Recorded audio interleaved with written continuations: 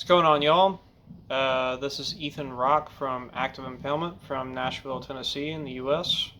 We just had an album come out last February called Profane Altar. If you feel like giving that a listen, fuck yeah. But anyway, I was invited by the Metal Crypt to talk about 4 albums that are really influential to me. So, without further ado, here's something else that's very influential to me. I think I can get away with a 5th influence as long as it's beer, so cheers, fuckers.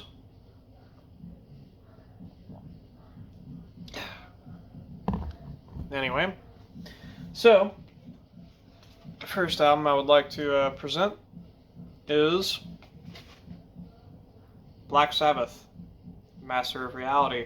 So, this album I chose in particular because it is the first vinyl record I actually ever bought. I got this when I was maybe 13 or 14. It's the first actual... I bought CDs and stuff like that before, but this was the first vinyl record I actually bought. And, I mean, it's still a classic. Any of, really, the first 6 Black Sabbath records with Ozzy, and then pretty much anything from the first half of the 80s, classic shit, mandatory shit. But this album, the songs Children of the Grave, Lore of This World, Into the Void, in particular, those 3 tracks make this album for me. Undeniable riffs. I mean, it's a great album start to finish, don't get me wrong, but especially Into the Void, to me, that is one of the heaviest songs from the 70s. Maybe that's, a contentious opinion to some people, but, and I like a lot of, 60s, 70s hard rock as well, and early heavy metal shit. But you'll always have a soft spot for what hit you really hard first. And I'll always love this record. And honestly, it's probably not my favorite Black Sabbath record anymore, but as far as influence on getting me started, Jesus Christ. And it's nothing to shy away from. This is a monster of a fucking record. It's fantastic. And also, anyone who likes Sabbath knows that, your favorite album can kind of change from time to time. So anyway, moving along. I'm going to do something for the rest where, obviously I started with Black Sabbath in the 70s. And while choosing albums is hard, I'm going to kind of go decade by decade. So, with that in mind, my 80s album is Slayer Hell Awaits. Fuck. Jesus Christ. He knows your soul cannot be saved. Especially if you're listening to this album on the daily or even weekly. Fucking hell. So, this album I also got when I was a teenager. I was probably about 16, maybe, when I got this record. When I first heard this record, it started with the title track, of course. I only say that because of my age. I'm 30. So, pretty much all of these records I'm sharing today, I found on the internet first. I didn't have a physical copy of things, so it was mostly YouTube. But when I first heard the song Hell Awaits when I was 14, I was actually fucking afraid of the song.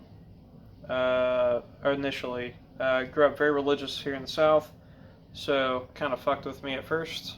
But I liked it, couldn't help it, kept coming back. And the album as a whole kind of encapsulates what I think extreme metal should be. brutal, evil, kind of not taking itself too seriously without being a joke. It's a fine line, uh, but like there's also a ton of really good songwriting on this album, at least in my opinion. Like Necrophiliac, uh, like Crypts of Eternity, and At Dawn They Sleep, especially At Dawn They Sleep.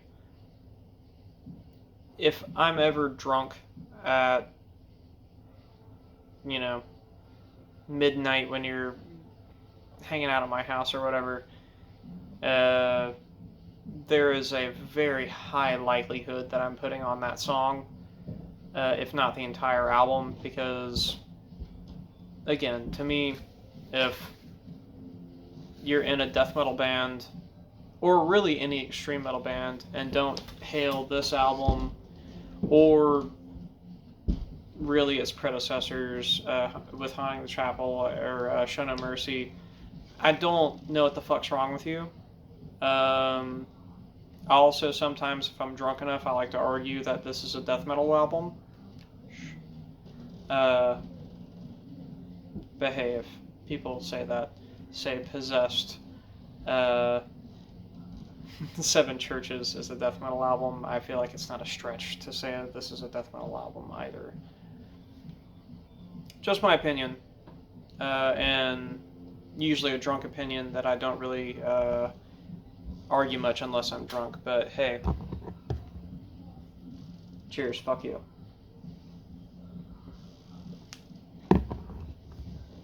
But yeah, you should listen to this album at least once a week, probably. Fucking phenomenal. So, moving along from there, my 90s pick is another one that I found very early on in my search of extreme metal, and that would be Autopsy Mental fucking Funeral. Mental Funeral was the first death metal proper I ever heard. Maybe not the entire album necessarily, but like the first song, I was listening to who knows what, probably Celtic Frost or something, and YouTube was just like, oh, hey, how about, Flesh Crawl, Torn from the Womb? And I heard that and thought it was the best, darkest shit I had ever heard. And was a big influence on what I think death metal should be. It should be grimy, it should be evil, it should sound like Decay, still aggressive, but it can be slow and fast. Like you can have a varied mix of tempos, but classic album. Flesh Crawl, Torn from the Womb, Dark Crusade, fucking Robbing the Grave, In the Grip of Winter, Hole in the Head, Dead. It's a fantastic album, and I'll always love this album. It'll always have a special place in my heart. So anyway, moving along. The last album I have is from the 2000s to keep with this bullshit parameter I decided to create for myself. And this one is a little bit more out of left field than the other ones. Still metal, of course. Probably the darkest record, too. But Titan Blood, Seven Chalices. This album I found when I was about